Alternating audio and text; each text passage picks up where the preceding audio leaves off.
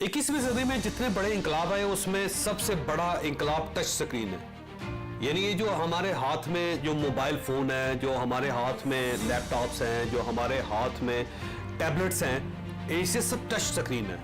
आप उंगली लगाते हैं तो ये चलना शुरू हो जाते हैं। ये टच स्क्रीन ये कहते हैं कि 21वीं सदी की सबसे बड़ी इन्वेंशन है।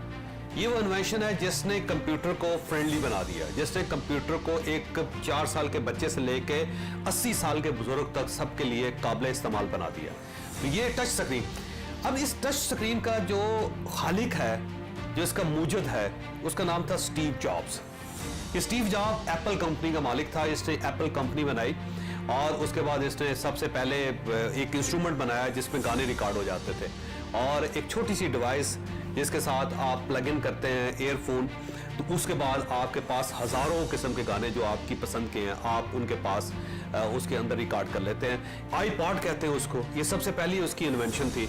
और उसके बाद फिर उसने एप्पल फोन इजाद किया, आईफोन जिसको कहते हैं। आईफोन टच स्क्रीन के साथ चलता था, तो ये एक रेवोल्यूशन था जिसने पूरी दुनिया को हैरान कर दिया। एप्पल दुनिया की पहली 3 कंपनियों में शुमार होती है। कभी ये पहले नंबर पे आ जाती है, कभी दूसरे नंबर पे आ जाती है, कभी तीसरे नंबर पे आ जाती है। $200 बिलियन के करीब इसका अपना रेवेन्यू है, इसके अपने असासे हैं $200 बिलियन के। यानी पाकिस्तान का कुल कर्जा जो है वो $70 बिलियन या $80 बिलियन है।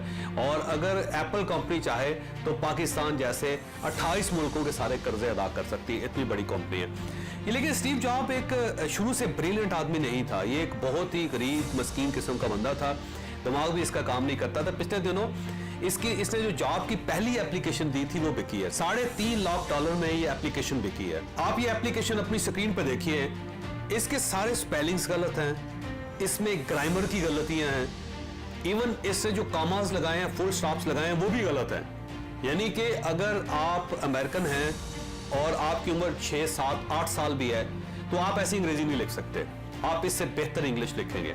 यानी ये इतना कुंद जहन था, इतना नालायक था, आम बच्चों के मुकाबले में इतना पीछे था कि ये एप्लीकेशन भी नहीं लिख सकता था। और एप्लीकेशन भी वो जब यूनिवर्सिटी से बाहर निकल चुका है, जब ये जवान हो चुका है। तो इतना नालायक आदमी, उसने पूरी दुनिया को रीशेप कर दिया।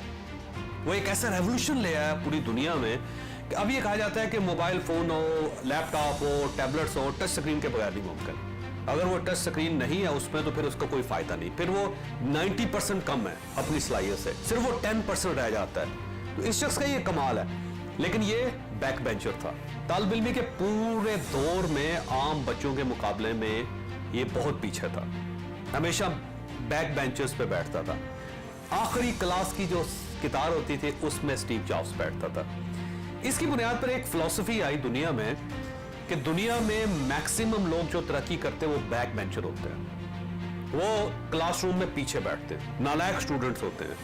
और जो लोग क्लास में टॉप करते हैं, पहली कितारों में बैठते हैं, जिनकी पोजीशन बेहतर होती है, वो ज्यादा कामयाब नहीं होते जिंदगी में। अब मसला ये है कि ये बैक बेंचर तो ये कामयाब कैसे हो जाते हैं? सवाल ये है, उसकी वजह ये है कि बड़े हराम खोर होते हैं ये।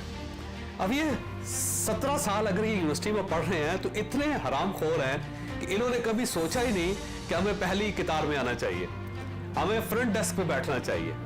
तो ये कंपीट क्या कर रहे हैं? ये बैक बेंचर पीछे बैठे हुए 16 साल से। आप इनकी कंसिस्टेंसी देखिए, आप इनका तसलसल देखिए और इनकी हिम्मत देखिए, हौसला देखिए कि 16 साल ये अपनी क्लासरूम में आखिरी बेंच पे बैठे रहे, पिछली कितार में बैठे रहे और उन्होंने कभी नहीं सोचा कि हमें पहली कितार में आना चाहिए। तो कंसिस्टेंसी जो होती है, इनका तसलसल जो होता है, ये हिम्मत जो होती है, ये बेसिकली बाद में इनको कामयाब करती है। क्योंकि कामयाबी के लिए सलाहियत नहीं चाहिए होती, अच्छे नंबर नहीं चाहिए होते। तो कामयाबी के लिए फ्रंट रो में बैठना जरूरी नहीं है, वो अहम नहीं है। और ये कतन तय नहीं हुआ कि आप अगर फ्रंट रो में बैठेंगे तभी आप कामयाब होंगे। बैक बेंचर भी कामयाब हो सकते हैं। आपके लिए कंसिस्टेंसी अहम होती है, आपके लिए हौसला अहम होता है, आपके लिए हिम्मत अहम होती है। और ये लोग क्योंकि 16 साल हिम्मत दिखाते हैं, 16, 17 साल कंसिस्टेंसी इनके अंदर रहती है, ये इतने चालाक होते हैं और इतने हौसले वाले होते हैं कि दूसरे लोगों की कामयाबी पे इन्हें हर्ट नहीं करते। ये उनसे परेशान नहीं होते कि किसी के लिए ताली बज रही है और पहले 10 नंबर पे आने वाले स्टूडेंट जो हैं उनको हार पहनाए जा रहे हैं, उनको मेडल पहनाए जा रहे हैं, उनके लिए बल्ले बल्ले की जा रही है, उनको वाह वाह किया जा रहा है, उनके लिए उनको बकअप किया जा रहा है, उनको कहा जा रहा है कि he is our children, he is the man. उनको इस चीज से कोई फर्क नहीं पड़ता। तो जितने बैक बेंचर होते हैं उनमें 3 खूबियां होती हैं। कंसिस्टेंसी, यानी नालायकी में भी 16 साल गुजार दिए उन्होंने और उनको कोई खास परेशानी नहीं हुई। दूसरा दरवेशी, कि वो मुतासर ही नहीं हो रहे कि जो पहले नंबर पे आ रहा है या दूसरे नंबर पे आ रहा है या तीसरे नंबर पे आ रहा है जिसके लिए तालियां बज रही हैं। तो इनके अंदर एक दरवेशी का एलिमेंट होता है। तीसरा ये ढीठ होते हैं कि पूरा जमाना इनको पिछले 16-17 साल से नालायक कह रहा है, लेकिन इसके बावजूद हिम्मत के साथ बैठे हुए। इसके बावजूद उन्होंने कोई खुदकुशी नहीं की, इसके बावजूद ये घर से नहीं भागे, इसके बावजूद ये अपने कदमों पर जमे हुए हैं। तो इनके अंदर 3 खूबियां हुई है।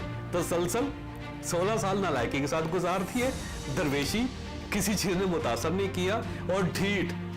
और ये वो 3 एलिमेंट हैं जो कामयाबी के लिए इंतहाई जरूरी होते हैं। अगर आप में कंसिस्टेंसी नहीं है, अगर आप में दरवेशी नहीं है, और अगर आप ढीठ नहीं है, तो आप कामयाब नहीं हो सकते।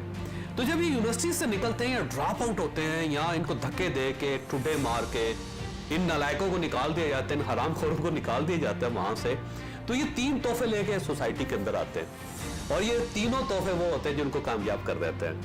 लिहाजा अगर आपके बच्चे नालायक हैं तो घबराए नहीं, क्योंकि उनके अंदर कामयाबी का बहुत बड़ा एलिमेंट है, क्योंकि उनके अंदर वो तीनों अनासर मौजूद हैं जो उनको कामयाब कर सकते हैं।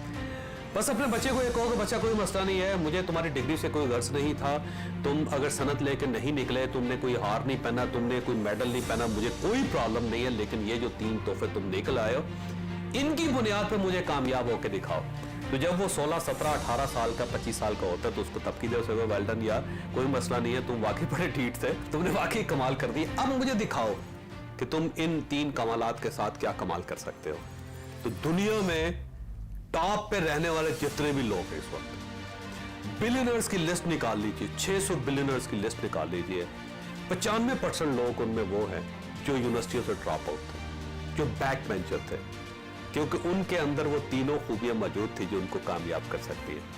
लिहाजा जरूरी नहीं है कि नालायक आदमी नाकामयाब भी हो, वो कामयाब भी हो सकता है, क्योंकि उसके अंदर वो तीनों अनासर मौजूद हैं जो नाकाम लोगों को कामयाब बनाते हैं, जो एक आम से नालायक को स्टीव जॉब बना देते हैं, जो उसे पूरी दुनिया को तब्दील करने का हुनर दे देते हैं।